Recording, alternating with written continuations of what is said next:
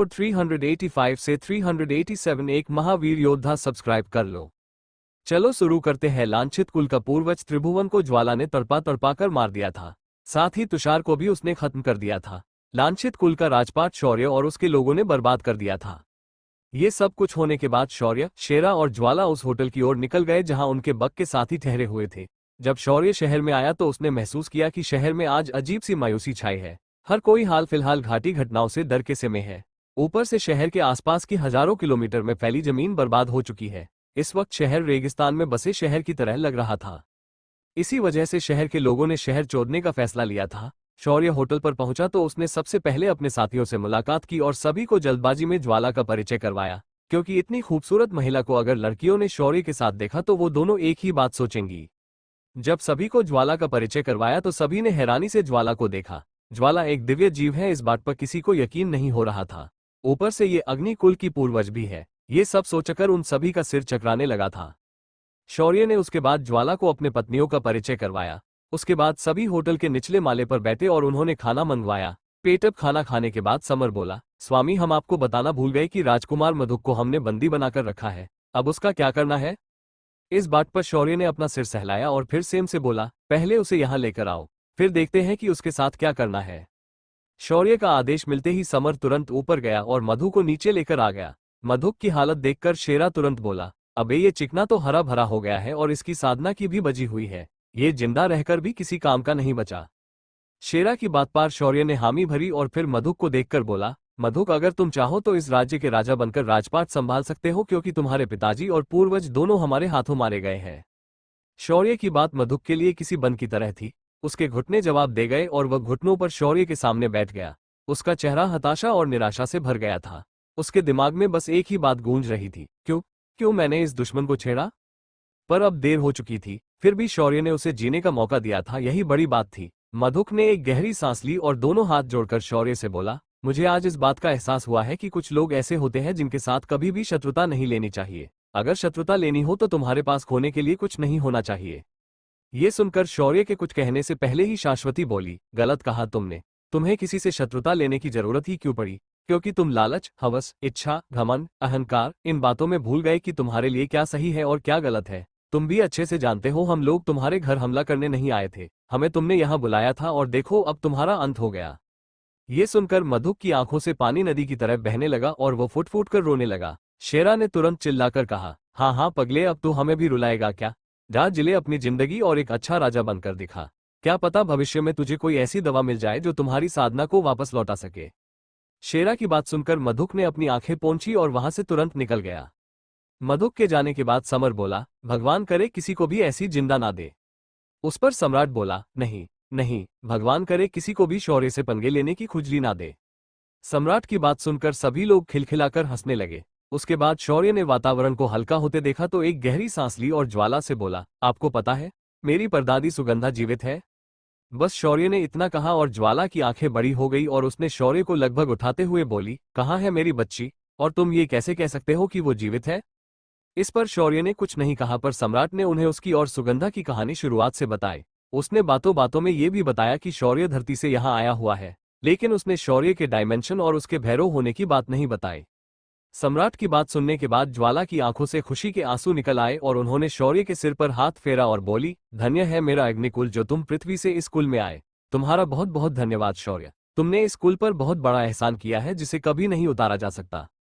शौर्य ने सिर्फ हाँ में अपना सिर हिलाया और फिर बाकी बातें उसने यहाँ आने बाद क्या हुआ ये समझाया। ज्वाला को अग्निकुल के लोगों का शौर्य के साथ किया व्यवहार बिल्कुल भी पसंद नहीं आया, पर जब उसे पता चला कि उन्हें सुगंधा ने अच्छे से सजा दी है तो वो शांत हो गई। तभी शौर्य ने ज्वाला से कहा, वैसे अगर आप दादी से मिलना चाहती है तो मैं आपको एक पल में उनके पास भेज सकता हूँ। ये सुनकर ज्वाला हैरानी से शौर्य को देखने लगी तो शौर्य ने स्पष्टीकरण देने की बजाय सीधा उनके सामने स्पेस में दरार खोली और अग्निकुल के घर का मार्ग खोल दिया। ज्वाला ने ये देखा तो वो और भी हैरान हो गई, तो शौर्य ने उनसे कहा, मैंने आयाम तत्व का भी थोड़ा बहुत अभ्यास किया है तो ये छोटी मोटी चीजें कर लेता हूँ। शौर्य को इतनी बड़ी बात को ऐसे ही बताते हुए देखकर सभी का मुंह टेढ़ा हो गया। ज्वाला ने उत्सुकता से उस दरार में कदम रखा और उस तरफ चली गई। उसके पीछे उसने सम्राट को भेज दिया ताकि उन्हें कोई घर में रोक टोक ना करे। ज्वाला और समस्त के जाने के बाद शौर्य और उसके बच्चे हुए साथी वहां पर गप्पे लड़ा रहे थे, तभी होटल के मुख्य दरवाजे से 3 लड़कियां अंदर आईं। ये तीनों एक से बढ़कर एक खूबसूरत थी। और तीनों की आंखें शौर्य पर ऐसे टिकी हुई थी कि वो लड़कियां शौर्य को आंखों से ही खा जाना चाहती थी। उन लड़कियों की नजरों को देखकर शाश्वती और इंदुजा ने शौर्य के ऊपर अपनी पकड़ मजबूत बनाई और उन लड़कियों को आंखों में अंगारे लेकर देखने लगी। इनकी नजरों को देखकर तीनों लड़कियां होश में आ गई। शौर्य ने उन्हें एक नजर देखा और फिर नजरअंदाज किया।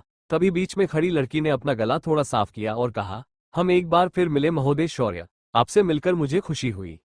तभी शेरा ने तंज कसते हुए कहा, अब अगर कोई तुम्हारा लगातार बेशर्म लोग की तरह पीछा करेगा तो उसे फिर मिलना नहीं ताड़ना कहते हैं। शेरा की बात से उस लड़की का चेहरा लाल हो गया। तभी शौर्य ने उस लड़की को देखा और बोला, निशा गुप्त, गुप्त कुल की राजकुमारी, आज फिर एक बार आप मेरे पास मदद मांगने आए हैं तो मैं एक बार फिर कहना चाहूंगा कि मैं आपको मदद करने में बिल्कुल भी इच्छुक नहीं हूं। आप यहां से जा सकती है। शौर्य ने एक ही बार में निशा को नकार दिया, पर निशा हार मानने वालों में से नहीं थी। उसने तुरंत कहा, मुझे पता है कि धरा कुल आपकी जान के पीछे पड़ा है और उन्होंने पूरी जमीन असमान एक कर दी है। अगर आप मुझे मदद करते हैं तो मैं आपको यकीन दिखाती हूं कि धरा कुल के विरुद्ध हम आपका खुलकर साथ देंगे। निशा का प्रस्ताव सुनकर वहां बैठी शाश्वती और इंदुजा अपने मुंह पर हाथ रखकर हंसने लगी। उन्हें हंसता देखकर निशा को अच्छा नहीं लगा, पर जब उसने शाश्वती की ताकत के बारे में सोचा तो उसने अपना गुस्सा निगल लिया। तभी बगल में खड़ी सुमित्रा बोली, हमें पता है कि आपको लग रहा होगा कि हमारा प्रस्ताव आपके किसी काम नहीं आएगा, पर विश्वास कीजिए, अगर आपने हमारी मदद की और निशा को कुल में ऊंची जगह प्राप्त करने में मदद की तो हम आपको इतना धन देंगे कि आप सोच भी नहीं सकेंगे, और इसके अलावा हम तीनों आपके साथ विवाह करेगी। सुमित्रा की आखिरी लाइन सुनकर इंदुजा ने तुरंत कहा, विवाह करने की इच्छा मेरे पति की नहीं पर तुम तीनों की है, मुझे ऐसा लग रहा है। उस पर अंजना ने थोड़ा बेशर्मी के साथ कहा, तो क्या हुआ, विवाह हम करना चाहे या वो बात तो एक ही है, और वैसे भी तुम दोनों भी तो उसकी पत्नियां हो, जैसे तुमने इसे बांट कर लिया है हम भी बांट लेंगी। तभी शेरा ने गुस्से से टेबल पर हाथ मारा और बोला, अबे वो इंसान है, कोई बर्थडे का केक नहीं जो सामान भाग करके उसे बांट लो। तभी शाश्वती जो इतनी देर से शांत बैठी थी उसने सवाल पूछा, वैसे तुम तीनों करना क्या चाहती हो, इन्हें पाने साथ ले जाकर? ये सुनकर निशा की आंखें चमक गई और उसने तुरंत कहा, हमारे गुप्त कुल का पूरे सम्रलोक में कारोबार है और हमारे कुल के प्रमुख बनने के लिए एक स्पर्धा बनी हुई है, हम तीसरे पीढ़ी के युवाओं के बीच। हम में से जो भी जीतेगा वो कुल का प्रमुख बन जाएगा और सर्वशक्तिशाली बन जाएगा, उसके पास पूरे कारोबार की संपत्ति आ जाएगी। ये सुनकर शाश्वती ने बात को समझते हुए कहा, तो तुम ये सब सिर्फ उस संपत्ति को प्राप्त करने के लिए कर रही हो? उस पर सुमित्रा ने हाथ बांधकर अकड़कर कहा, जी हाँ, एक बार निशा कुल प्रमुख बन जाएगी तो उसके पास इतने अधिकार तो आ ही जाएंगे कि वो पूरे कुल में कुछ भी कर पाएगी। उस पर शाश्वती ने अपना सिर नामे हिलाते हुए कहा, तो फिर तुम लोग यहां से जा सकती हो, हमें तुम्हारी कोई जरूरत नहीं है। इस पर निशा, अंजना और सुमित्रा अपनी आंखें बड़ी करके शाश्वती को देखने लगी। तभी अंजना बोली, इतनी भी जल्दबाजी मत करो अंतिम निर्णय लेने की, ऐसा अवसर तुम्हें दोबारा नहीं मिलेगा, और वैसे भी तुम्हें पता होना चाहिए कि धरा कुल के लोगों को अगर ये बात पता चल जाती है कि तुम लोग यहाँ हो तो उनके हाथों तुम बिल्कुल भी नहीं बच पाओगे। इस पर शौर्य और उसके साथी ठहाका मारकर हंसने लगे। तभी शेरा बोला, अब धरा कुल के लोगों से हम लोग क्यों डरने लगे भला? अगर हम उनसे डरने लगते तो ऐसे खुले आम यहाँ तुम्हारे सामने बैठे नहीं होते, इसीलिए ऐसे धरा कुल का नाम लेकर हमें डराना बंद करो और निकल जाओ। शेरा की बात पर तीनों लड़कियों का मुंह उतर गया। तभी निशा ने एक अखबार कोशिश करते हुए कहा, ठीक है, मैं मानती हूं कि तुम्हें ना ही विवाह करना है, ना ही धन चाहिए और ना ही तुम्हें सुरक्षा चाहिए, पर मेरे पास एक और चीज है जिसकी तुम्हें आवश्यकता पड़ सकती है। मैंने सुना है कि तुम प्राचीन वस्तुओं के जानकार हो, तो मैं तुम्हें बताना चाहूंगी कि हमारा गुप्त कुल हर साल अपना शक्ति प्रदर्शन करने के लिए एक मुकाबला आयोजित करता है। इस मुकाबले में हिस्सा लेने के लिए दूर दूर से लोग आते हैं और इस मुकाबले को जीतने वाले योद्धा को हमारे कुल के कुलदेवता से मार्गदर्शन मिलता है। ये सुनकर शौर्य ने निशा को ऊपर से नीचे देखा और बोला, क्या तुम्हारा कुल देवता तुम्हारे घर में रहता है? इस पर निशा ने हाँ में अपना सिर हिलाया और बोली, वो देवता स्तरीय हमारे पूर्वज है और उसके बाद हमने उन्हीं का पूजन किया है, तभी से वो हमारे पूर्वज होने के साथ साथ कुल देवता भी बन गए हैं। ये शाश्वती ने थोड़ा संदिग्ध होकर पूछा, ऐसा क्या सिखाते हैं तुम्हारे कुल देवता? इस पर निशा एक बार सुमित्रा और अंजना को देखा और फिर दोनों हाथों को सीने पर रखकर बड़े ही सम्मान और गर्व के साथ बोली, हमारे पूर्वज के पास प्राचीन काल का ज्ञान का भंडार है, उनके जितना महान, तेजस्वी और सुंदर कोई नहीं है। हमारे पूर्वज के पास 8 सिद्धियों और 64 कलाओं का ज्ञान है, उनके पास 5 तत्वों में से 3 तत्वों का स्वामित्व है, इसीलिए साधना के मार्गदर्शन के लिए लोग उनसे मिलने के लिए मेरे जाते हैं। निशा की बात सुनकर शेरा ने शांत भाव से पूछा, वो सब तो ठीक है, पर तुम्हारे ये कुलदेवता के पास खास क्या है?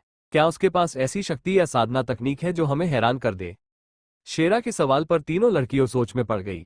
तभी अंजना बोली, हमारे पूर्वज के पास एक खास वस्तु है, इस चीज का उपयोग उन्होंने 1000 साल पहले हुए दानव आयाम के आक्रमण से लोगों को बचाने के लिए किया था। ये सुनकर शेरा और शौर्य का थोड़ा इंटरेस्ट बढ़ गया। शेरा ने उत्सुक होकर पूछा, और वो चीज क्या है? इस सवाल पर निशा पुनः विचार में पड़ गई और काफी देर याद करने के बाद बोली, मुझे उसका नाम तो पता नहीं है और ना ही मैंने उसे कभी अपनी आंखों से देखा है, बस उसके बारे में मैंने सुना है। ये सुनकर शौर्य ने टेबल पर हाथ मारा और बोला, तो तुम्हारे पास ऐसा कुछ भी नहीं है कि तुम मुझे दिखाकर अपने साथ ले जा सकती हो? इसका मतलब अब तुम यहां से जा सकती हो। शेरा ने भी अपने दांत दिखाए और बोला, निकल, पहली फुर्सत में निकल, कोई जरूरत नहीं है तेरी अपने भाई को, पहलेच उसकी 3 बीवियों की वजह से फंसती पड़ी है। शेरा के पहले वाक्य सुनकर शौर्य को अच्छा लगा पर आखिरी के सुनकर उसका खून खौल गया और उसने शेरा को दबोच लिया और उसके ऊपर बैठकर उसे पीटने लगा। शेरा बेचारा भौंकने और चिल्लाने के अलावा कुछ नहीं कर पाया। निशा और उसके दोस्त निराश हो गए और अगली बार पूरी तैयारी के साथ आने का सोचकर वहां से चली गई। इधर होटल का मालिक शौर्य के पास आया और धीरे से बोला, यजमान, अभी अभी पता चला है कि राजा तुषार मारे जा चुके हैं और पूरा राजपरिवार बर्बाद हो चुका है, साथ ही उनका खजाना भी चोरी हो चुका है। इसी बीच मधुक ने खुद को अगला राजा घोषित कर लिया है। फिर होटल मालिक ने इधर उधर देखा और शौर्य के कानों में फुसफुसाया और बोला, मधुक एक घटिया राजा है, उसके रहते इस राज्य का पतन होना तय है, इसीलिए मैं भी अपना सब कुछ बेचकर यहाँ से जाना चाहता हूँ। इसीलिए मैं कह रहा था कि आप भी आपका किराया दे देंगे तो मैं यहाँ से ये शहर जल्द से जल्द छोड़कर चला जा पाऊंगा। ये सुनकर उस होटल मालिक के सामने शौर्य ने हाथ घुमाया और छोटा सा उच्च आध्यात्मिक पत्रों का टीला प्रकट हो गया। तभी शौर्य बोला, अगर मेरी सलाह मानो तो मैं तुम्हें ये बताना चाहूंगा कि इस शहर को छोड़कर तुम सबसे बड़ी गलती करोगे। क्या सलाह देने वाला है शौर्य उस आदमी को? क्या है शौर्य और उसके साथियों का अगला ठिकाना? अब कौन सी नई चाल के साथ निशा शौर्य के सामने आने वाली है? शौर्य ने ज्वाला और सम्राट को मृगनाशिका नगरी में अग्निकुल में भेज दिया था। उनके जाने के बाद अभी भी शौर्य आगे कहाँ जाना है इसके बारे में सोच रहा था। तभी गुप्त कुल से मुकाबले का आमंत्रण मिला पर शौर्य ने उसे ठुकरा दिया। उसे उनके कुलदेवता से कुछ सीखने की कोई इच्छा नहीं थी। जब होटल मालिक शौर्य के पास अपना किराया मांगने आया तो शौर्य ने उसे ये शहर ना छोड़कर जाने की सलाह दे डाली। होटल मालिक ने कंफ्यूज होकर शौर्य से पूछा, आप ऐसा क्यों कह रहे हैं? अब इस शहर में बचा ही क्या है? इस पर शौर्य बोला, इसमें बचा कुछ भी नहीं है, पर जो अब राजा बना हुआ मधुक है ना, वो इस बंजर जगह भी हरा भरा बना देगा। एक बात याद रखना, हर तरफ से टूटा हुआ इंसान जब राजा बनता है ना, तो उसके जितना मजबूत राजा कोई नहीं हो सकता। मैंने मध्य को ऐसा तोड़ा है ना कि जब वो खड़ा होगा तो उसका नाम चारों दिशाओं में गूंज जाएगा। शौर्य ने पूरे आत्मविश्वास के साथ होटल के मालिक को ये सब समझाया। जब होटल के मालिक ने ये सुना तो उसने अपने जाने का प्लान कैंसिल किया और अनंतपुरी में ही रुकने का निर्णय ले लिया। शौर्य का भी यहाँ का सारा काम हो गया था। उसे अब अपने अगले सफर के लिए निकलना था। उसने होटल मालिक से आगे आने वाले शहर के बारे में पूछा तो उसने शौर्य को बताया कि इसके बाद आने वाले शहर महान वायुपुत्र कुल का शहर है। इनके इलाके को स्वतंत्र रखा गया है, वो किसी भी सम्राट के अंतर्गत नहीं आता। यहाँ तक कि चंद्रमा पर रहने वाले विशेष देवता भी इस कुल से दूरी बनाकर रखते हैं। शौर्य ने ये जानकारी मिलते ही उस दिशा में अपने साथियों के साथ प्रस्थान कर दिया। सभी लोग आराम से उड़कर जा रहे थे। शौर्य ने रास्ते में देखा कि उसके एक हमले ने कितना नुकसान किया है। हर तरफ रेत ही रेत और रेत के टीले ही बचे थे। दूर दूर तक किसी का निशान नहीं था।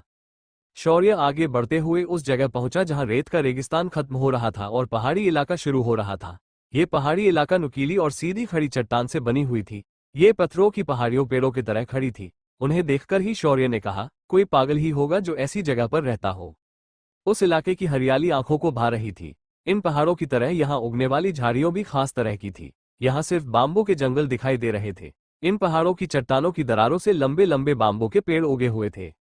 ऐसी जगह पर आम इंसानों के लिए रहना मुश्किल ही नामुमकिन था, क्योंकि इन पहाड़ों की तलहटी में पानी बह रहा था। वो भी इतना था कि इन पहाड़ों के पूरे परिसर को इस पानी ने घेर कर रखा था। शौर्य और उसके साथियों ने उन पहाड़ियों को उड़ते उड़ते पार किया। जब शौर्य और उसके साथी अंदरूनी इलाके में पहुंचे तो उन्होंने देखा कि कुछ पहाड़ियां जमीन से ऊपर उठी है, मतलब वो हवा में तैर रही थी, एकदम स्वर्ग की तरह। इस इलाके को जानने वाले दोनों लोग इस वक्त शौर्य के साथ नहीं थे। रही बात इंदुजा और शाश्वती की तो उन्होंने अपना समय चार दीवारियां के बीच काटा था। यहाँ का नजारा देख शौर्य की आंखें हैरानी से बड़ी हो गई। यहाँ की पहाड़ियां हवा में तो तैर रही थी, ऊपर से इन पहाड़ियों के झरनों से पानी बह रहा था और सीधा नीचे वो रही नदी में जाकर गिर रहा था। इससे अजीब घटना शौर्य ने कहीं भी नहीं देखी थी। ये काफी विज्ञान के बाहर का लग रहा था। शौर्य ने फिर भी खुद को समझाया, शौर्य ये समृलोक है, पृथ्वी नहीं। बेटा यहाँ कुछ भी अजीब नहीं होता, यहाँ सब कुछ नॉर्मल ही होता है। शौर्य और उसके साथियों ने फिर वहां से आगे बढ़ने का निर्णय लिया और वो सभी सीधा आगे बढ़ गए जिस तरफ गहरा कोहरा था। कोहरे के अंदर जाते ही शौर्य ने सभी को सूचित करके एक दूसरे के हाथ पकड़ने के लिए कह दिया। जैसे जैसे जैसे वो लोग अंदर की ओर बढ़ रहे थे, कोहरा अधिक से अधिक घना होते जा रहा था। ये देख शेरा ने अपनी नाक से कुछ सूंघते हुए कहा, भाई अपन लोग का पोपट हो गया, हम लोग एक ही जगह पर गोल गोल घूम रहे हैं। ये तो साला सारणी निकली। ये सुनकर शौर्य ने अपना माथा पीट लिया। वो इस कोहरे को पार करने के चक्कर में इसे चेक करने की बजाय सीधा इसके अंदर घुस गया। शौर्य ने अपनी दिव्य दृष्टि को जागृत किया और तुरंत उसके सामने इस कोहरे का भेद खुल गया। पर भेद खुलने के बाद उसका सिर चकराने लगा था, क्योंकि इस सारणी को बनाने के लिए इन लोगों ने सीधा आध्यात्मिक पत्थरों से बने तैर रहे पहाड़ों का उपयोग किया था। शौर्य ने फिर उन तैर रही पहाड़ों को और गहराई से जांच की तो उसे एक और शौकन बात पता चली। इन तैर रही पहाड़ों के केंद्र में एक खास काले रंग का पत्थर था। सिस्टम ने जब इस पत्थर को स्कैन किया तो उसने उस पत्थर की जानकारी शौर्य को बता दी। नाम: प्रति गुरुत्वीय पत्थर, ग्रह के गुरुत्वाकर्षण बल के विरुद्ध क्रिया करने की क्षमता। जिस भूक्षेत्र में इसका निर्माण होता है वो भूक्षेत्र ग्रह से विभक्त करने की पूर्ण क्षमता। जब शौर्य को इसका कारण पता चला तो उसके मन में जो अजीब भाव थे इस जगह के बारे में वो गायब हो गए। उसे इस अजीब घटना का असली कारण जो पता चला था, पर सवाल अभी भी ये था कि इस कोहरे की सारणी को कैसे तोड़े। शौर्य ने काफी देर तक विचार विमर्श किया। उसे ऐसे विचार करते देख शेरा ने कहा, ओ मेरे टशी के देवता, तू कब से विचार करने लगा? उठा हथौड़ा और तोड़ दे पहाड़, ज्यादा दिमाग का खून नहीं जला रहेगा। बस शेरा की बात इस बार शौर्य ने मान ली और भाई ने लगा दिया सुरंग उन तैरती पहाड़ों पर बिना अंजाम की परवाह किया। शौर्य ने अपना एक हाथ आगे किया और दूसरे हाथ से उस हाथ की कोहनी को पकड़ा और आसपास की प्रकाश ऊर्जा को एकत्रित किया और मुख्य सारणी शिला को निशाना लगाकर एक लेजर जैसी किरण को शौर्य ने उस पर मार दिया।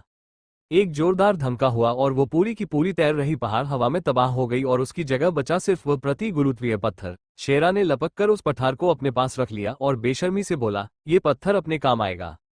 शौर्य ने इस पर बहस करना सही नहीं समझा और उस कोहरे के छठते ही वो लोग आगे बढ़ गए। शौर्य और उसके साथियों की ये सारी हरकत वहीं पर स्थित एक पहाड़ी से कुछ लोग छुपकर देख रहे थे।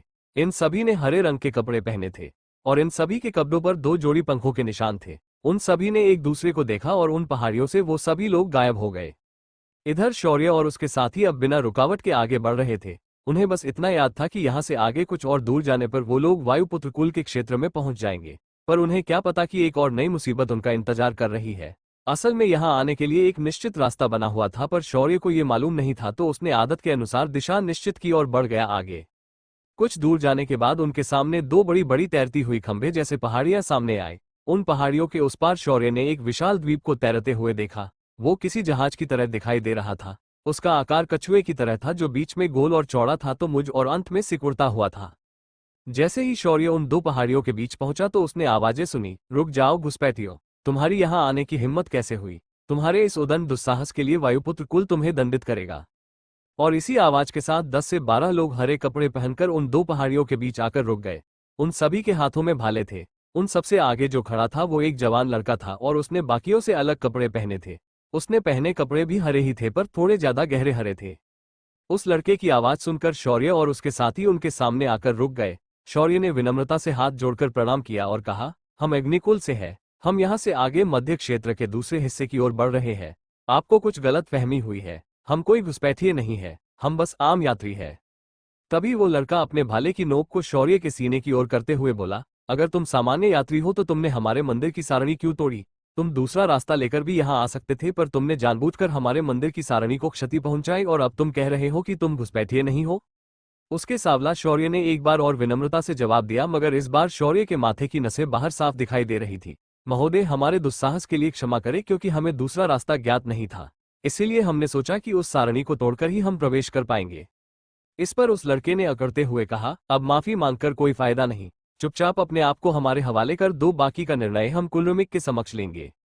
इस पर शौर्य ने सोचा कि ये सही बात होगी। अगर वो लोग कुलप्रमुख के समक्ष अपनी बात को रखेगा तो उसने तुरंत उनके साथ जाने के लिए तैयारी दर्शाई और उन सभी को अजीब सी दिखने वाली काली रस्सियों से बांध दिया गया।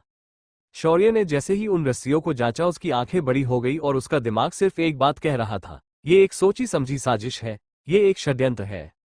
जब शौर्य ने उसके साथियों को देखा तो पाया शेरा के अलावा सभी लोगों को बांध दिया गया था। शेरा को उन्होंने नहीं बांधा था, बस उसे साधारण रस्सी से गले से बांध रखा था। शौर्य और उसके सदियों को जिस रस्सी से बांधा गया था वो कोई सामान्य रस्सियां नहीं थी, वो साधना रोधक रस्सियां थी। इनके द्वारा बांधे जाने पर साधक की साधना शक्ति और मुख्य शरीर एक दूसरे से अलग हो जाता है। ये एक तरह की नैनो टेक्नोलॉजी से बनी रस्सियां थी। जब सभी को बंदी बना लिया गया तब वो लड़का आगे आया और शौर्य के सामने आकर बोला, अग्नि कुल के शौर्य, तुम्हें धरा कुल के साथ शत्रुता नहीं करनी चाहिए थी। धरा कुल से शत्रुता का परिणाम सिर्फ मृत्यु है, मृत्यु। पर शौर्य ने बिना डरे उस लड़के से पूछा, क्या तुम्हारा वायुपुत्र कुल मेरे साथ शत्रुता लेने के लिए तैयार है? इस पर उस लड़के ने हंसते हुए कहा, वायुपुत्र कुल किसी से नहीं डरता, हमसे तो देवता भी डरते हैं, तो तुम किस खेत की मूली हो? और रही बात हमारे कुल के इसमें शामिल होने की, तो तुम्हें बता दूं कि हमारे कुल प्रमुख अलिप्ततावादी है, उन्हें ऐसे दूसरों के झगड़ों में टांग अड़ाने की कोई इच्छा नहीं है। मैंने ये सब अपने पिता प्रथम वरिष्ठ धूम्र वलय के आदेश पर किया है। उसकी बात सुनकर शौर्य ने उबासी ली और फिर आराम से कहा, ओह तो ये बात है, फिर मुझे तुम्हें मारने पर कोई दुख नहीं होगा। अगले ही पल शौर्य के मुंह पर तिरछी मुस्कान आई और उसके हाथों की रस्सियां काले रंग से मिले रंग में बदल गई। धीरे धीरे बाकियों के साथ भी यही हुआ। शेरा ने भी हल्के से फूंक मारी और उसके गले की रस्सी कट गई। पलक झपकते ही पूरा गेम पलट गया था। वो लड़का इतनी देर से अकड़ दिखा रहा था, वो अब थरथर कांप रहा था। शाश्वती ने शौर्य के कुछ करने या कहने का इंतजार नहीं किया और उसने पलक झपकते ही वहां मौजूद सभी सिपाही को मौत के घाट उतार दिया।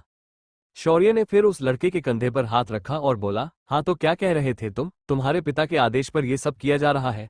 वैसे क्या नाम बताया तुमने अपना? उस लड़के ने डरते हुए कहा, मैंने अपना नाम नहीं बताया। मेरा नाम कंठ वलय है। उसका नाम सुनकर शेरा बोला, कितना बेस्वाद नाम है बे इसका। इसका नाम सुनकर ही गले में खुजली होने लगी। शौर्य ने कंठ के भवसागर की ऊर्जा को अस्थिर कर दिया और उसे छोड़ दिया। कुछ ही देर में उसकी साधना नष्ट हो गई। शौर्य ने फिर कंठ को शेरा की पीठ पर डाला और उस विशाल तैरते हुए द्वीप के प्रवेश द्वार से अंदर प्रवेश किया। कंठ की साधना नष्ट होने की वजह से वो दर्द में तड़प रहा था और चीख रहा था, पर किसी ने भी उसे मदद करने के लिए आगे बढ़ाने की हिम्मत नहीं की। शौर्य ने प्रवेश द्वार पर खड़े होकर ऊंची आवाज में कहा, मैं अग्निकुल का शौर्य अग्निहोत्री आज वायुपुत्र से जवाब मांगने आया हूं। उन्होंने किस विचार से धराकुल का साथ देकर मेरे साथ शत्रुता लेने की हिम्मत की है?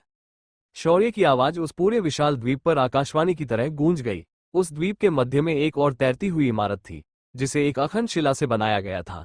ये वायुपुत्र कुल का मुख्य निवास था। इस निवास के अंदर एक मध्यम आयु का आदमी और बूढ़ा आदमी बैठे थे। शौर्य की ललकार सुनकर उन दोनों के कान खड़े हो गए और दोनों उस इमारत से उड़कर बाहर आ गए। उन्होंने आसमान में ऊंचाई पर जाकर उस दिशा में देखा जिस दिशा से शौर्य की आवाज आई थी। तभी एक और आया उन दोनों आदमियों के सामने प्रकट हुआ और उसने तुरंत झुककर दोनों को प्रणाम किया। महामहिम और कुल प्रमुख को धूम्र वलय का प्रणाम। ये लड़का उस नष्ट हो चुके अग्निकुल का वारिस है और वो धराकुल से प्रतिशोध लेने के लिए निकला है। इसका अहंकार बहुत बड़ा है और वो जहां जाता है वहां तबाही लाता है। हमें इसे रोकना होगा, वरना ये हमारे कुल को भी नुकसान पहुंचा सकता है। धूम्र वलय की बात सुनकर उस बूढ़े ने अपनी सफेद दाढ़ी पर हाथ फेरा और शांति से बोला, ओह तो ये बात है, पर वो ऐसा क्यों कह रहा था कि हमने धराकुल का साथ दिया है? हमने तो ऐसा कुछ भी नहीं किया। उसकी बात सुनकर धूम्र वलय ने बात को बदलते हुए कहा, ये असत्य है, ये लड़का जानबूझकर बहाना बना रहा है। आप उस पर विश्वास मत कीजिए। तभी कुल प्रमुख ने उसकी बात को काटते हुए कहा, पर मैं यहां से देख सकता हूं कि तुम्हारा बेटा कंठ वलय घायल अवस्था में उस लड़के के पास क्या कर रहा है। ये बात सुनकर धूम्र वलय ने उस ओर मुड़कर देखा और जब उसने कंठ वलय को एक कुत्ते की पीठ पर लेटा देखा, उसकी धड़कनें चुक गई। उसके हाथ पैर कांपने लगे। क्या धूम्र वलय इस बात को झूठ साबित करके खुद को निर्दोष सिद्ध कर पाएगा? क्या शौर्य को वायुपुत्र कुल उचित न्याय दे पाएगा? क्या शौर्य यहां भी अपनी तबाही की झलक दिखाएगा? धूम्र वलय और उसके बेटे कंठ वलय ने शौर्य के विरुद्ध धराकुल को साथ देकर फंसाने की कोशिश की थी, पर उनका ये षड्यंत्र उन्हीं पर उल्टा पड़ गया। शौर्य ने कंठ वलय को अपने कब्जे में लिया और वायुपुत्र कुल के बाहर आकर उनके इस हरकत का वायुपुत्र कुल के कुल प्रमुख से इसका जवाब मांगा। शौर्य के आवाहन से कुल प्रमुख और एक अनुभवी बूढ़ा आदमी बाहर हवा में आकर शौर्य को देख रहे थे। उसी वक्त धूम्र वलय ने आकर कुल प्रमुख और उस वरिष्ठ को शौर्य के खिलाफ भड़काने का प्रयास किया, पर जब धूम्र वलय ने अपने बेटे कंठ वलय को शेरा की पीठ पर लदा देखा, उसकी सारी योजना विफल हो गई। धूम्र वलय ने दहाड़ मारकर गुस्से से कहा, तुम्हारा ये दुस्साहस कि तुम वायुपुत्र कुल के सदस्य को क्षति पहुंचाओ। सिपाहियों, घेर लो इसे। ये सुनकर तुरंत नगर के सिपाही आसमान में से तुरंत शौर्य के चारों तरफ उतर गए और उन्होंने शौर्य और उसके साथियों को घेर लिया। फिर भी शौर्य ने बिना डरे एक और बार कहा, क्या वायुपुत्र कुल ने धराकुल को मेरे खिलाफ षड्यंत्र में साथ दिया है या नहीं? ईश्वर शौर्य के आवाज में एक गुस्सा था। इसे सुनकर कुल प्रमुख आसमान से शौर्य के पास पहुंचे और सामने खड़े होकर उन्होंने कहा, हम वायुपुत्र कुल के लोग अलिप्ततावादी है। हमने धरा कुल को किसी भी षड्यंत्र में साथ नहीं दिया था और यही सत्य है। तभी आसमान से धूम्र वलय उतरा और उसने अपने बेटे की ओर बढ़ने की कोशिश की तो समर ने अपनी तलवार को कंठ वलय के गले पर रखा। ये देखकर धूम्र वलय ठिठक गया। उसने पीछे मुड़कर कुलप्रमुख को विनती करते हुए कहा, कुलप्रमुख, मेरे बेटे को उनकी कैद से मुक्त कीजिए। तभी आसमान से वह बीघा आदमी भी उतरा। उसे देखकर धूम्र वलय ने उसके पैर पकड़े और बोला, महामहिम, मेरे बेटे को बचा लीजिए। ये लोग मेरे बेटे को मार डालेंगे। महामहिम ने एक नजर शौर्य को देखा और फिर कंठ वलय को ध्यान से देखने के बाद अपना सिर नामे हिलाया और दुख भरे अंदाज में कहा, तुम्हारे बेटे की साधना नष्ट कर दी गई है। ये उसकी हत्या समान ही है। धूम्र वलय पर तुम्हारा बेटा उनके पास कैसे आया, ये अब असली सवाल है। महामहिम की बात सुनकर धूम्र वलय के माथे पर पसीना आने लगा। उसने शौर्य को खा जाने की नजरों से देख और बोला, तुमने मेरे बेटे की साधना नष्ट कर दी है, ये उसकी मृत्यु के समान ही है, मैं तुम्हारी जान ले लूंगा। ऐसा कहकर धूम्रकेतु सीधा शौर्य पर हमला करने आगे बढ़ा, पर वो शौर्य के पास पहुंच पाता उससे पहले ही एक प्रकाश की किरण उसके पैर को छेद कर निकल गई थी और उसके मुंह से दर्दनाक चिंख निकली। धूम्रकेतु जमीन पर अपना पैर पकड़कर गिर गया। शाश्वती ने अपने नाखूनों को साफ करते हुए कहा, पहले पूरी बात तो समझ लो फिर हमला करो। तुम्हें इतनी क्या शीघ्रता है जो इतने उतावले हुए जा रहे हो बुड्ढे। शाश्वती की तंजभरी बात सुनकर कुलप्रमुख और महामाई की आंखें छोटी हो गई और फिर उनकी आंखें हैरानी से बड़ी हो गई। इसका कारण था शाश्वती का साधना स्तर। शाश्वत एक अर्धदैवीय स्तर की साधक थी। वायुपुत्र कुल में 2 देवता स्तर के साधक थे और एक अर्धदैवीय स्तर का साधक, पर बाकी सब स्वर्ग स्तर के साधक ही थे। शाश्वती की बात खत्म होते ही शौर्य ने आखिर अपनी बात रखनी शुरू की। वायुपुत्र कुल के कुलप्रमुख और बुजुर्ग को मेरा अग्निकुल के शौर्य अग्निहोत्री का प्रणाम। मैं यहां से अपने लक्ष्य की ओर बढ़ रहा था, मगर आपके अग्निकुल के इस सदस्य ने हमें छल से कैद करने की कोशिश की और हम पर यह आरोप भी लगाया कि हमने आपके मंदिर की सारणी को तोड़ा है। पर मैं पूर्ण विश्वास के साथ कह सकता हूं कि हमें वहां कोई मंदिर नहीं मिला था। ये सब आपके इस सदस्य की चाल थी। उन्होंने हमें साधना रोधक रस्सियां से बांधकर वो धरा कुल को सौंपना चाहता था। जब हमने आपका अहित नहीं चाहा पर आप खुद मेरा अहित करने की पहल करेंगे तो मुझे खुद है कि आपके कुल का भी वैसा ही अंजाम हो सकता है जैसा अंजाम लांछित कुल और संकल्प गुरुकुल का हुआ है। शौर्य ने पूरी घटना एक सांस में स्पष्ट की और साथ ही उन्हें उलट धमकी भी दे डाली। कुलप्रमुख को लेकिन सिर्फ शौर्य की धमकी ही सुनाई दी। कुलप्रमुख ने अपने दोनों हाथों को बांधा और फिर शौर्य की ओर देखकर बोला, हम मानते हैं कि हमारे कुल के इस सदस्य ने तुम्हारे साथ छल किया है, पर इसका अर्थ ये नहीं होता कि तुम हमें इस तरह हमारे पूरे शहर के सामने अपमानित करो। तुमने हमारे वायुपुत्र कुल के गरिमा को ठेस पहुंचाई है, इसका क्या? उस पर शौर्य के माथे पर बल पड़ गए और बोला, कुलप्रमुख ये आप क्या कह रहे हैं? क्या आपको लगता है कि हमने यहाँ गलत किया है? अपने खिलाफ ऐसे षड्यंत्र का रचे जाने पर उस कुल के प्रमुख से जवाब मांगना कब से गलत हुआ? और रही बात इस पर हाथ उठाने की, तो शुक्र मनाइए कि हमने इसका सिर धड़ से अलग नहीं किया।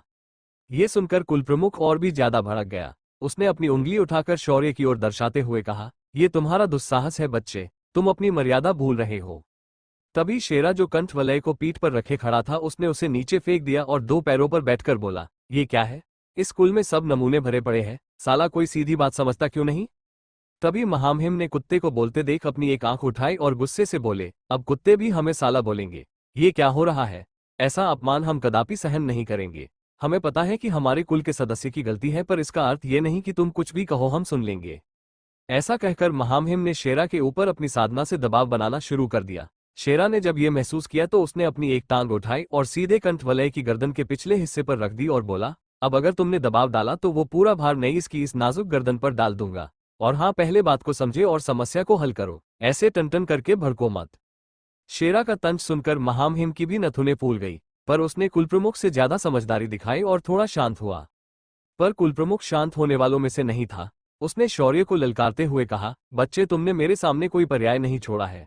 मैं तुम्हें आखिरी बार कह रहा हूं कि खुद को हमारे हवाले कर दो और हम तुम्हें आसान मृत्यु दे देंगे, वरना तुम्हारी मृत्यु बहुत दर्दनाक होगी। कुलप्रमुख को ऐसी बात कहते हुए सुनकर शौर्य भी थोड़ा हैरान हो गया और फिर उसने अपने हाथ आगे किए और बोला, रुकिए, पहले ये बताइए कि हम आपस में क्यों झगड़ने बैठे? मैं तो यहाँ अपने लिए न्याय मांगने आया हूँ। और आपके कुल की गरिमा की बात तो आप भी जानते हैं कि आपके सदस्य ने मेरे साथ हाथापाई की और वो घायल हो गया।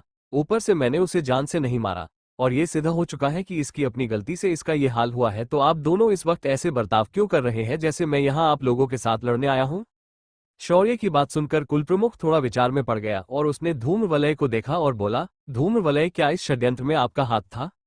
कुलप्रमुख का मोर्चा जब तक शौर्य के खिलाफ था तब तक धूम्रवलय बहुत खुश था, पर जैसे ही उस पर सवाल किया गया उसके भाव बदल गए। उसने सवाल को टालते हुए कहा, कुलप्रमुख, आप इसके साक्षी हैं कि कैसे इस लड़की ने मेरे पैर को छेद दिया है। आपके सामने आपके कुल के वरिष्ठ पर इस तरह से हमला किया गया और आप अभी भी चुप है। हे भगवान, ये कैसा न्याय है? तभी शेरा बोला, अबे ओ एक्टिंग की दुकान, पहले ये बता कि तेरा इस षड्यंत्र में हाथ था या नहीं? तुझे मारा या नहीं इसके बारे में बाद में बात करेंगे। ये सुनकर धूम्रवलय ने अभी अभी रचा धूम तुरंत खुल गया, पर उसने अपनी मोती चमड़ी का परिचय देते हुए महामाई को देखा और बोला, महामहिम, आप तो कुछ बोलिए। मुझ पर आप सभी के एक सिन्हों ने हमला किया है, क्या इसकी बात पहले नहीं होनी चाहिए? तभी समर बोला, अरे चाचा, आप बार बार सवाल का जवाब देने की बजाय इस घटना का जिक्र क्यों कर रहे हैं? चलो मैं समझाता हूँ आपको। आपने पहले हमला किया और शौर्य को बचाने के लिए हमने आप पर हमला कर दिया। बस आसान बात है, इसमें न्याय अन्याय बीच में मत लाओ और ये बताओ कि क्या आप भी इस षड्यंत्र का हिस्सा थे या नहीं? बस इस बार धूम्रवलय बुरा फंस गया। उसने गहरी सांस ली और अपने अधमरी साधना नष्ट हुए बेटे को देखा और फिर बोला, नहीं, इस षड्यंत्र में मेरा कोई समावेश नहीं था। मेरे बेटे ने कुल की गरिमा को कायम रखने के लिए और इस जैसी मुसीबत को दूर रखने के लिए अपने मन से ये कदम उठाया था। धूम्रवलय को इस तरह सीधे मुंह झूठ बोलते देखकर शौर्य और उसके सभी साथी हैरान और परेशान थे। तभी शेरा ने तंज मारा, इसे तो एक्टिंग का ऑस्कर मिलना चाहिए यार, क्या नेचुरल नाटक करता है ये। पर इस बार शेरा की बात पर किसी ने ध्यान नहीं दिया। कुल प्रमुख ने कंठ वलय की ओर देखा और बोला, अब आपको सत्य पता चल गया है तो आप हमारे कुल के इस सदस्य को मुक्त कर दीजिए। हम आपके साथ हुए षड्यंत्र के लिए आपसे क्षमा चाहेंगे, आप अब जा सकते हैं। ऐसा कहकर कुल प्रमुख ने अपने शक्तियों का प्रयोग किया और बिना छुए कंठ वलय को उठाया और अपने निवास की ओर निकल गए। उनके पीछे धूम्र वलय और महामाय भी निकल गए। उनके जाने के बाद शौर्य और उसके साथियों ने आयुपुत्र कुल के इस शहर के अंदर कदम रखा। उन्हें किसी भी सिपाही ने अंदर आने से नहीं रोका। इधर धरा कुल का वो जीवित बचा हुआ आदमी धरा कुल के द्वार पर पहुंच गया था। उसने कुल प्रमुख से अतिशीघ्र मिलने की इच्छा जताई। उसकी हालत देखकर बाहर खड़े सिपाही समझ गए कि कुछ अनहोनी हो चुकी है। उन्होंने जल्दबाजी में उसे अंदर जाने दिया। जब वो आदमी मुख्य दरबार में पहुंचा तो उसने सबसे पहले अपने दर्द को दबाया और झुककर प्रणाम किया। कुल प्रमुख की जय हो मालिक, हमारे सारे लोग उस शौर्य और उसके साथियों के हाथों मरे गए हैं, और तो और उन्होंने लांछित कुल के पूर्वज त्रिभुवन और तुषार के साथ किया वो बहुत ही भयावह है। ये सुनकर कुल प्रमुख ने अपनी मुट्ठी कस ली और फिर बोले, क्या शौर्य इतना शक्तिशाली है कि वो अकेला ये सब कर सके। इस पर उस आदमी ने एक गहरी सांस ली और बोला, कुल प्रमुख, मुझे वास्तव में पता नहीं वो कौन थी, पर उसने अपना परिचय ज्वाला नाम से दिया था। उसने कहा था कि मैं आपको बता दूं कि ज्वाला वापस आ चुकी है। बस उस आदमी का इतना कहना था कि कुल प्रमुख जो अभी तक अकड़कर बैठा था उसका पूरा शरीर किसी पिचके हुए गुब्बारे की तरह सहम गया और उसकी हथेलियों से लेकर उसके पूरे शरीर में एक डाकी ठंडक दौड़ गई। उसकी सांसें तेज हो गई और वह अपनी जगह से लड़खड़ाते हुए उस कमरे से बाहर की ओर भागते हुए बोला, दादाजी, पिताश्री, आप कहाँ हैं? अनर्थ हो गया है, जल्दी आइए। उसकी पुकार सुनकर उसी परिसर में एक कोने में बनी इमारत से एक भयंकर आभा फूट पड़ी। ये इमारत पूरी तरह से धातु से बनी हुई थी। उस इमारत का हर एक ढांचा तुरंत पिघलने लगा, पर गर्म होकर नहीं, सिर्फ उसके कण बिखरकर अलग हो गए। धीरे धीरे उन कणों ने एक धातु के रास्ते का आकार लिया और उस रास्ते के ऊपर एक आदमी खड़ा हुआ। उस आदमी की शरीर से उसकी अकड़ साफ दिखाई दे रही थी। उसका हर एक कदम ठन ठन की आवाज के साथ उस धातु के ऊपर आघात किए जा रहा था। तभी वहीं से कुछ दूर एक और धातु की इमारत थी। उसके अंदर से आग की लपटें और पिघले हुए धातु की छींटें बाहर उड़ रही थी। बार बार ये अंदर से हो रहा था। जब उस इमारत का दरवाजा खुला तो एक बलशाली कसे हुए शरीर का आदमी बाहर निकला। वो किसी बॉडी बिल्डर से कम नहीं लग रहा था। उसके शरीर की सारी मांसपेशियां फूली हुई थी। उसने पहने कपड़ों में से उसका शरीर बाहर झांक रहा था। वो आदमी भी उछलकर उस धातु के रास्ते के ऊपर खड़ा हुआ और उसने धातु के रास्ते को इशारा किया और वह रास्ता उन्हें अपने आप लेकर उस जगह की तरफ चला गया जहां से कुल प्रमुख की आवाज आ रही थी। उन्हें देखकर कुल प्रमुख घुटनों पर बैठ गया। उसने डरते हुए उन दोनों बूढ़ों से कहा, दादाजी, पिताश्री, अनर्थ हो गया है। ज्वाला वापस आ रही है। अब हम कुछ नहीं कर सकते। अब हमारे कुल को कोई नहीं बचा सकता। ऊपर से लांछित कुल को शौर्य ने तोड़कर रख दिया है। कुल प्रमुख की बात सुनकर पहले बूढ़े ने कहा, चिंता करने की कोई बात नहीं। अब अगर खुद स्वयं देवता भी मेरे सामने आ गए तो भी वो मेरे धातु तत्व के सामने नहीं टिक सकते। मैंने सारे ज्ञात धातुओं पर नियंत्रण प्राप्त किया है। अब वो लोग हमारा कुछ नहीं बिगाड़ सकते। ऊपर से तुम्हारे पिता ने तो अग्नि बीज को इस हद तक विकसित कर लिया है कि वो अब इससे पिघले हुए धातु को भी नियंत्रित कर सकते हैं। चिंता करने की कोई बात नहीं है। पर अब एक बात याद रखना, बेवजह अपने लोगों को उस लड़के के पीछे भेजना बंद करो और कुल को अंदर से मजबूत करना शुरू करो। गुप्त कुल से चर्चा करके सारी जरूरी दवाइयों को बड़े पैमाने पर खरीद लो, क्योंकि जब वो लोग यहाँ आएंगे तो एक पूरा महासंग्राम होगा। इसमें हमें पूरी तैयारी के साथ उनका सामना करना होगा। उस बूढ़े की बात सुनकर कुल प्रमुख अपने पैरों पर खड़ा हो गया और आज्ञा लेकर वहां से चला गया। तभी वो बॉडी बिल्डर आदमी बोला, पिताश्री, लगता है हमें इस बार अग्नि कुल को हमेशा के लिए खत्म करना ही होगा। इस बार मैं उस ज्वाला से खुद लुहा लूंगा। मुझे भी देखना है कि ये अग्नि कुल की रक्षक कितनी शक्तिशाली है। इन सभी बातों से अनजान शौर्य इस वक्त वायुपुत्र कुल के शहर में रात के समय एक बंद कमरे के अंदर आराम फरमा रहा था। इस वक्त उसके कमरे के अंदर कोई नहीं था। तभी कमरे का दरवाजा खुला और दबे पांव किसी ने कमरे के अंदर कदम रखे। धीरे धीरे वो साया शौर्य के बिस्तर पर चढ़ गया और उसने शौर्य के चेहरे के सामने अपना चेहरा लाया। वो साया शौर्य के खूबसूरत चेहरे को ऐसे ही कुछ देर तक निहारने लगा और धीरे धीरे उस साये का चेहरा शौर्य के चेहरे के पास जाने लगा। ये साया इस वक्त हवा में लहरा रहा था। जैसे जैसे वह साया शौर्य के नजदीक जा रहा था वैसे वैसे कमरे में दो दिलों की धड़कन को बढ़ते हुए महसूस किया जा सकता था। किसका था ये साया? क्या धराकुल सच में पीछे हट गया है? क्या धूमकेतु अपने बेटे की इस हालात का प्रतिशोध लेगा? इन सभी सवालों के जवाब जानने के लिए बने रहिए मेरे साथ सिर्फ मेरे चैनल एडिशन पर।